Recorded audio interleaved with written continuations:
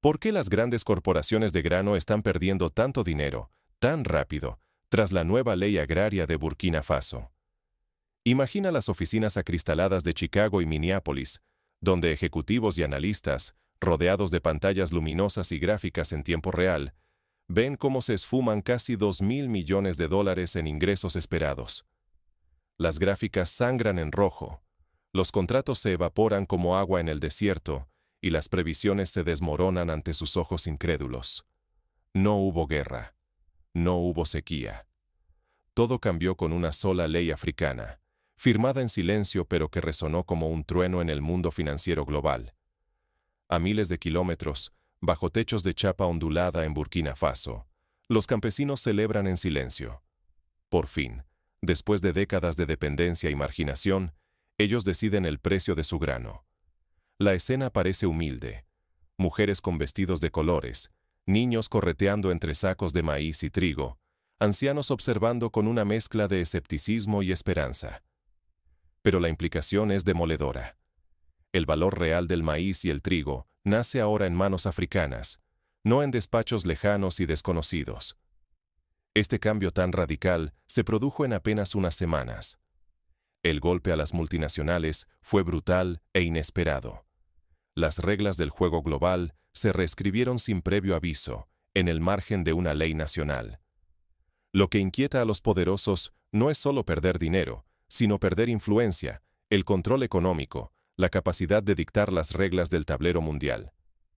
Si una ley puede poner en jaque a los gigantes del grano, ¿estamos ante el principio del fin del dominio occidental sobre la alimentación? Esto no es solo agricultura. Es el primer temblor de una revolución en la soberanía alimentaria africana.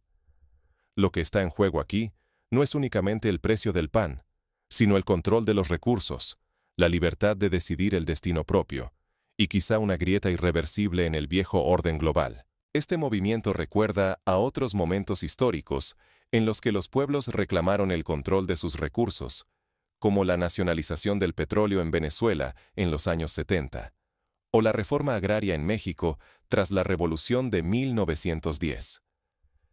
Cada vez que una nación ha recuperado el control de sus materias primas, el mundo ha temblado, y los equilibrios geopolíticos han cambiado. Para entender cómo llegamos a este punto de ruptura, retrocedamos y repasemos los hechos clave que prepararon el terreno para este terremoto silencioso. Todo comenzó mucho antes de la promulgación de la ley. Las señales de cambio latían bajo la superficie, invisibles para quienes dominaban el tablero. A lo largo de casi 4 décadas, África fue rehén de un mercado impuesto desde fuera. Las grandes compañías occidentales vieron en el continente una mina de oro.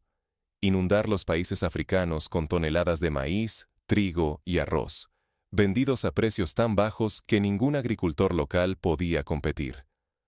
Así, durante casi 40 años, estas empresas controlaron cada eslabón de la cadena, desde los puertos hasta los puestos más remotos en las aldeas. En este tablero, los precios no se decidían en Ouagadougou, Bamako o Lagos. Eran ejecutivos en Nueva York y Ginebra quienes, desde oficinas repletas de pantallas y gráficos, ponían precio a cada saco de grano que pisaba suelo africano. Los productores locales solo podían observar, impotentes, cómo los valores caían, arrastrados por fuerzas invisibles e inalcanzables. El dumping, vender grano extranjero por debajo de su valor real, era una táctica calculada para conquistar el mercado africano. Las compañías occidentales llenaban los almacenes y mercados con excedentes, desplazando a los agricultores y dejando a las familias sin tierra ni sustento. ¿La consecuencia? Un juego amañado, imposible de ganar para quienes vivían del campo. Una situación similar se vivió en México con la entrada del Tratado de Libre Comercio de América del Norte, cuando el maíz estadounidense, subvencionado y vendido a precios irrisorios, desplazó a miles de campesinos mexicanos y los obligó a migrar o abandonar sus tierras. La herida más profunda fue la dependencia. África dejó de alimentarse a sí misma y aprendió a esperar los barcos que llegaban desde el norte. Esta trampa invisible se cerraba cada vez que subían los precios internacionales. Millones quedaban expuestos al hambre sin previo aviso. El destino de comunidades enteras pasaba a depender de decisiones tomadas a miles de kilómetros de distancia, en salas de juntas donde el bienestar local era una variable secundaria. Pero lo que estaba en juego era mucho más que dinero o comida. Era la dignidad de los agricultores, despojados del control sobre su trabajo y su tierra. Era el desarrollo robado, la pobreza convertida en herencia, la sensación de que el futuro siempre estaba en manos ajenas. La relación entre África y los gigantes del grano era, en el fondo, una forma silenciosa de poder. Un poder tan eficaz como invisible, capaz de moldear generaciones enteras sin disparar una sola bala. Todo cambió con la llegada de la ley agraria de Burkina Faso. Ese día, comenzó una revolución tan inesperada como silenciosa, una que desafiaría el orden impuesto durante generaciones. La nueva ley no fue solo una reforma burocrática, era un acto de resistencia, de rebeldía ante una injusticia histórica. Sus efectos comenzaron a sentirse mucho antes de que el mundo entendiera lo que estaba en juego. Un solo papel firmado en Ouagadougou bastó para sacudir los cimientos del comercio mundial. La nueva ley agraria de Burkina Faso no fue solo un cambio legal, fue una declaración de guerra silenciosa contra el viejo orden de los mercados de grano. La historia nos recuerda que actos similares han cambiado el curso de las naciones. Basta recordar el decreto de nacionalización del Canal de Suez en Egipto, que desató una crisis internacional, pero devolvió el control estratégico a manos egipcias. Lo primero fue contundente. Queda prohibido importar grano extranjero a precios artificialmente bajos. Nadie podrá inundar Burkina Faso con excedentes baratos decididos en despachos de Nueva York, Ginebra o Chicago. El precio ahora lo fijan las cooperativas locales, con un mínimo garantizado que protege la dignidad y el esfuerzo de los agricultores. Este tipo de protección, conocido como precio de sustentación, ha sido clave en países como Brasil para evitar la ruina de los pequeños productores y garantizar la seguridad alimentaria nacional. La reforma va mucho más allá. El Estado asume un papel protagonista, repartiendo subsidios para semillas, fertilizantes y maquinaria moderna. Por primera vez en décadas, los pequeños productores acceden a insumos de calidad sin cargar deudas eternas. Quienes procesen y almacenen la cosecha dentro del país reciben incentivos fiscales, reforzando la cadena de valor nacional. Este modelo recuerda al milagro agrícola de Corea del Sur, donde el gobierno fomentó la agroindustria nacional para dejar de depender de las importaciones y crear empleos de calidad. La ley traza una línea roja. La propiedad extranjera en almacenamiento y procesamiento queda drásticamente limitada. Los puntos clave del sistema alimentario ya no estarán en manos de quienes solo buscan rentabilidad lejana, sino en las de quienes viven y trabajan la tierra. Así, se evita la fuga de capitales y se fortalece el tejido empresarial nacional, como sucedió en India tras la llamada Revolución Verde, que modernizó la agricultura, pero también protegió a los agricultores frente a la competencia desleal. El impacto fue inmediato y feroz. En pocas semanas, las importaciones de grano extranjero se desplomaron. Decenas de contratos históricos se anularon. Los envíos previstos para los próximos años desaparecieron. Para las grandes compañías occidentales, esto supuso la pérdida repentina de ingresos vitales. Sus balances sufrieron, en cuestión de meses, un golpe superior a $2.000 millones escritos con palabras, no con números. Los informes internos reflejan pánico y desconcierto. Los modelos financieros, basados en la continuidad de la dependencia africana, ya no tienen validez. La reacción no tardó. Ejecutivos de multinacionales lanzaron advertencias. ¿Y si otros países africanos seguían el ejemplo? Mali, Níger, Chad, Ghana. De pronto, la posibilidad de una alianza soberana por los alimentos empezó a inquietar a Bruselas y Washington. En reuniones a puerta cerrada, diplomáticos y lobistas discuten estrategias para frenar el avance de esta nueva ola de independencia africana.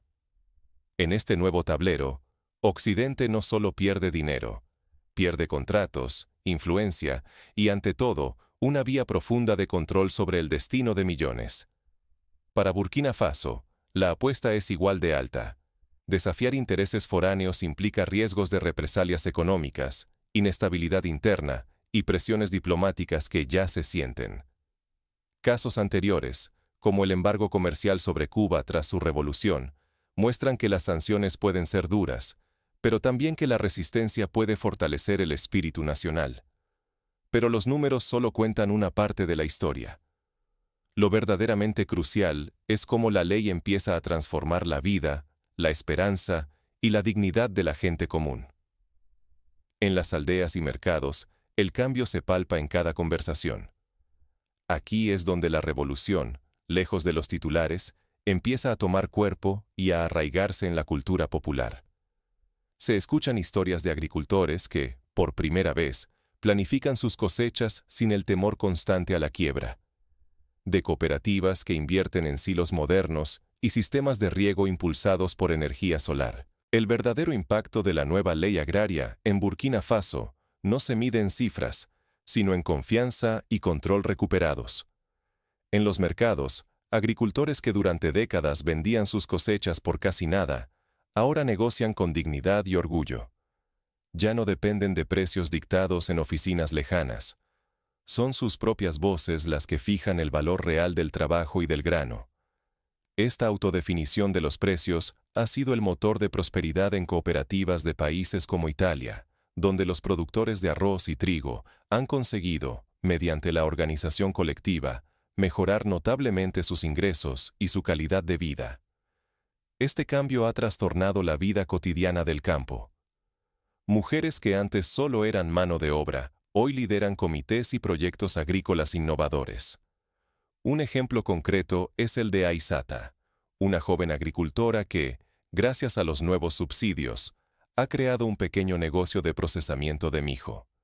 Jóvenes que antes emigraban, ahora apuestan por quedarse, creando industrias de procesamiento de alimentos y sistemas de riego inteligente.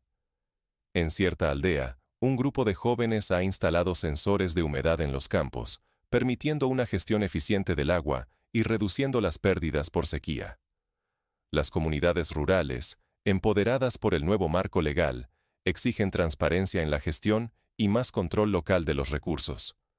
Ya no aceptan promesas vacías ni intermediarios que se lleven la mayor parte de los beneficios. El debate sobre la gestión colectiva y el reparto justo está más vivo que nunca en los pueblos y asambleas. Se crean consejos de vigilancia, donde los propios campesinos supervisan la distribución de semillas y fertilizantes. La reforma de Burkina Faso ha resonado en toda la región. En Mali, Níger, Ghana y Senegal, líderes comunitarios y parlamentarios se plantean si también ha llegado su momento de romper con la dependencia externa y replicar el modelo.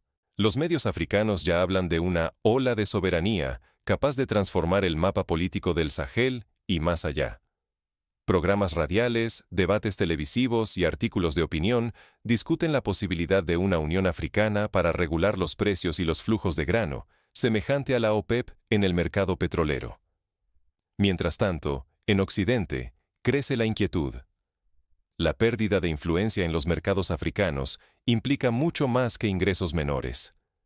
Es un golpe directo al llamado poder blando, esa capacidad de decidir desde lejos lo que se siembra y lo que se come. En París y Washington, analistas advierten que un efecto dominó podría desestabilizar el viejo equilibrio entre exportadores e importadores y abrir nuevas alianzas menos dependientes de Europa y Estados Unidos.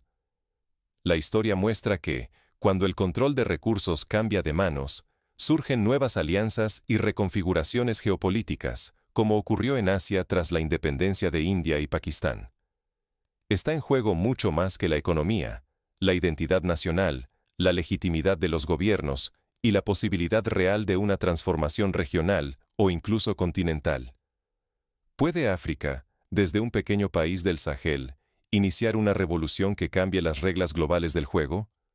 La respuesta no es sencilla, pero la historia está llena de ejemplos donde una sola chispa ha incendiado praderas enteras. Pero la transformación apenas comienza. El camino hacia una verdadera soberanía alimentaria está lleno de retos, intereses cruzados y presiones externas. ¿Qué obstáculos enfrentarán los agricultores y líderes locales en su lucha por mantener el control conquistado? ¿Cómo evitarán que los viejos poderes encuentren nuevas formas de infiltrarse o corromper el sistema desde dentro? ¿Hasta dónde podrá resistir Burkina Faso este cambio frente a fuerzas que acechan, tanto dentro como fuera de sus fronteras? Los desafíos surgieron de inmediato. El temor a una sequía persistente o a que la inseguridad resurja en ciertas zonas pone a prueba la fortaleza de los agricultores. Además, la presión internacional es incesante. Países y grandes organismos que antes veían a Burkina Faso como vertedero de excedentes, ahora lanzan amenazas de sanciones y campañas de desprestigio. Se filtran informes en medios internacionales que intentan desacreditar la eficacia de la ley, alertando sobre supuestos riesgos de escasez o inflación. En las ciudades, algunos comerciantes extrañan los precios bajos de los productos importados. Recuerdan los estantes llenos y la facilidad para comprar, aunque ese confort haya significado sacrificar empleos nacionales. Sin embargo, para la mayoría, la pertenencia y el control pesan más que la comodidad efímera de depender del exterior. Hay debates públicos en plazas y radios comunitarias, donde ciudadanos discuten si la libertad vale más que la abundancia importada. La ley va mucho más allá de lo económico. Ha despertado una conciencia política y cultural latente. Incluso los más incrédulos, antes escépticos del Estado, comprueban que la soberanía no es una consigna, sino una experiencia diaria. Decidir, producir y consumir lo propio. En las escuelas, los maestros enseñan a los niños la importancia de cultivar su propio alimento y de conocer la historia de su país. El progreso ahora se mide en propiedad y decisión. No solo cuenta cuánto grano hay en el mercado, sino quién decide sobre ese grano, quién gana con su venta y quién puede planificar su porvenir. La abundancia sin control demostró ser frágil. La propiedad compartida, en cambio, fortalece la dignidad colectiva. Se organizan ferias agrícolas donde se premia a las cooperativas más innovadoras y solidarias. El riesgo es palpable. Si Burkina Faso cede ante la presión, los viejos patrones volverán con más fuerza. Pero la oportunidad es monumental: blindar la soberanía, inspirar a los vecinos y demostrar que otra África es posible, una donde el destino no lo marque una tabla de precios extranjera, sino la voluntad popular.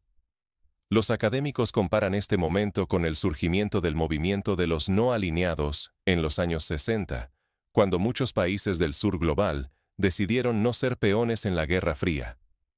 Así llegamos a la pregunta esencial: ¿es esto solo una excepción o estamos siendo testigos del nacimiento de un nuevo orden? Para entender si este experimento resistirá el paso del tiempo, debemos mirar más allá de las fronteras de Burkina Faso.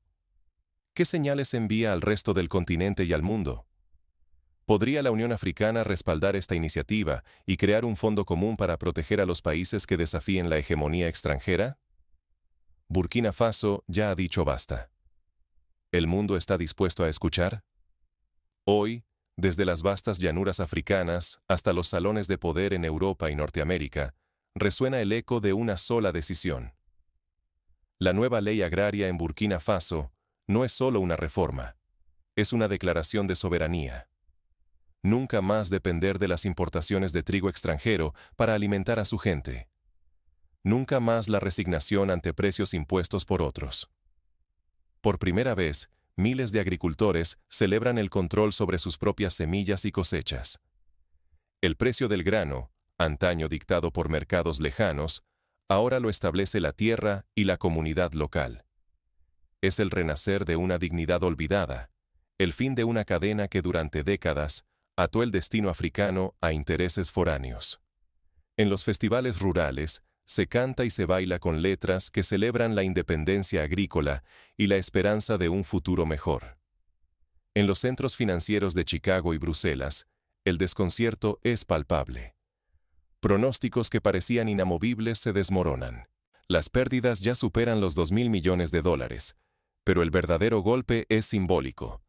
La hegemonía occidental sobre los alimentos del mundo está siendo cuestionada como nunca antes. Los analistas reconocen en sus informes que el modelo de dominación empieza a mostrar grietas profundas. No es solo un ajuste de cuentas económico. Es el inicio de una revolución silenciosa que desafía la arquitectura global del poder. ¿Quién decide qué comemos? ¿Quién determina el valor de nuestro trabajo y el alcance de nuestra autonomía? Burkina Faso ha demostrado que las reglas pueden romperse, que la dependencia no es un destino inevitable, y que recuperar los recursos es el primer paso para decidir el propio futuro. Las escuelas rurales imparten ahora clases sobre economía agrícola y gestión cooperativa, preparando a la próxima generación para defender lo conquistado. La verdadera pregunta ya no es si otros países africanos seguirán este camino, sino cuándo y cómo lo harán. Mali, Chad, Níger, Ghana. Todos observan, calculando el momento de su propia rebelión pacífica. ¿Estamos presenciando el surgimiento de un bloque soberano capaz de reescribir la historia comercial y social de un continente? Los foros internacionales, como la Cumbre Africana de Agricultura, ya incluyen paneles sobre soberanía alimentaria y estrategias para fortalecer la producción local frente a los embates del mercado global. Pero esto trasciende las fronteras africanas. La decisión de Burkina Faso desafía la lógica de un sistema global que, durante generaciones, ha beneficiado a unos pocos a costa de la autonomía de muchos. El modelo de dominio, basado en que unos dictan y otros obedecen, muestra grietas profundas. ¿Podrá el mundo adaptarse a una nueva realidad donde cada nación reclame el control sobre su destino? ¿Estarán los organismos internacionales dispuestos a aceptar este giro o intentarán bloquearlo con nuevos tratados y restricciones comerciales? La reflexión es ineludible. Si un país puede romper el ciclo, ¿quién será el siguiente? ¿Estamos listos para un mundo donde el poder ya no se concentre en unas cuantas capitales, sino que surja desde las raíces y se eleve hasta las alturas? La historia de la humanidad está llena de momentos en que el cambio parecía imposible, hasta que, de repente, un solo acto de valentía abrió caminos insospechados. Lo que está en juego supera el precio del pan o el comercio de cereales. Es la posibilidad de que pueblos enteros recuperen la voz, la capacidad de decidir para quién trabajan y la oportunidad de encender una ola global de emancipación genuina. Burkina Faso ha dado el primer paso en un movimiento que ya no puede detenerse en sus fronteras. Ahora la decisión es tuya. ¿De qué lado de la historia estarás cuando la próxima sacudida cambie para siempre el tablero mundial? Si quieres profundizar más, puedes investigar sobre cómo otras naciones han implementado políticas de soberanía alimentaria, cuáles han sido sus resultados y desafíos. Comparar el caso de Burkina Faso con ejemplos de América Latina o el sudeste asiático abre la puerta a comprender mejor la complejidad de la emancipación agrícola en el siglo XXI. Además, analizar el papel de las organizaciones campesinas, los sindicatos y los movimientos sociales ayuda a entender cómo la presión popular puede traducirse en cambios legislativos duraderos. En conclusión, la Ley Agraria de Burkina Faso no es un simple decreto. Es una inspiración, una advertencia y una promesa. Una inspiración para quienes aspiran a decidir su propio destino. Una advertencia para quienes creen que el control de los alimentos puede seguir siendo patrimonio de unos pocos. Y una promesa de que, cuando un pueblo se organiza y desafía el statu quo, la historia puede cambiar de rumbo. ¿Estás listo para ser testigo y protagonista de la próxima gran